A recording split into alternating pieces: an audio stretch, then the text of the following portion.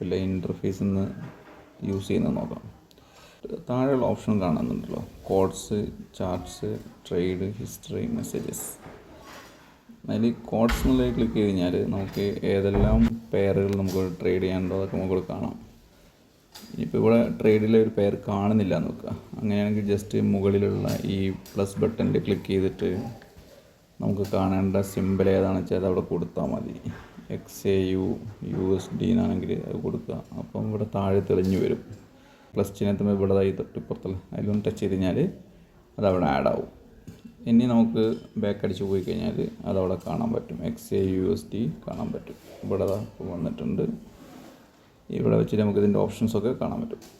ഇനി അടുത്തത് നമുക്ക് ചാർട്ട്. നമ്മൾ ഒരിക്കലും ആഡ് ചെയ്ത സിമ്പിളുകളൊക്കെ പിന്നെ കാണണമെങ്കിൽ ഇവിടെ ഈ ചാർട്ടിൽ വന്നിട്ട് ഇവിടെ മാത്രം നോക്കിയാൽ മതി. AUD CAD ആണ് ഇപ്പോൾ ഉള്ളത്. നമുക്കത് മാറ്റണമെന്നുണ്ടെങ്കിൽ ആ AUD CAD എന്നുള്ളതിൽ ഒന്ന് ടച്ച് ചെയ്താൽ മതി. അപ്പോൾ നമുക്ക് വേണ്ട പെയർ ഇവിടെ കാണും. അതിനകത്തേക്ക് ടച്ച് ചെയ്യാം. അപ്പോൾ നമുക്ക് ആ ഒരു ചാർട്ടിലേക്ക് പോകാൻ പറ്റും.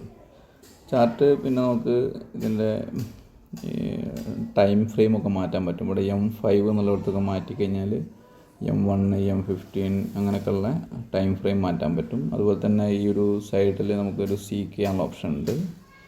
ഇതൊക്കെ ചെയ്യാൻ പറ്റും. ഇനി ട്രേഡ്, ഓരോ ദിവസം നടന്ന ട്രേഡ് ഏതാണെന്നുള്ളത് കാണാനാണ് താഴെയുള്ള ഓപ്ഷനിൽ ട്രേഡ് നടുക്കുള്ള ട്രേഡുള്ള ഓപ്ഷൻ ഉപയോഗിക്കുന്നത്. ഇപ്പോൾ ഇവിടെ ട്രേഡൊന്നും നടക്കുന്നില്ല, അതുകൊണ്ട് കറണ്ട് ട്രേഡൊന്നും ഇല്ലാത്തതുകൊണ്ട് ഫുൾ ബാലൻസ് അവിടെ കാണിക്കുന്നുണ്ട്. 527.52 എന്നുള്ള ബാലൻസ് കാണിക്കുന്നുണ്ട്.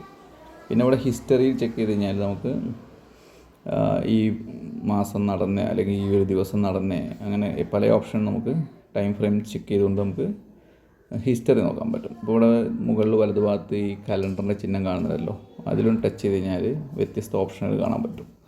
ഈ ഇന്നത്തെ ട്രേഡിൻ്റെ ഹിസ്റ്ററി, ഇന്ന് ട്രേഡ് ഇല്ലാത്തതുകൊണ്ട് ഹിസ്റ്ററി ഒന്നും കാണിക്കാനുണ്ടാവില്ല. ലാസ്റ്റ് വീക്ക് എന്നുള്ളതിൽ ക്ലിക്ക് ചെയ്ത് കഴിഞ്ഞാൽ ഉണ്ടോ ലാസ്റ്റ് വീക്കിലൊരു ഹിസ്റ്ററി കാണാൻ പറ്റും.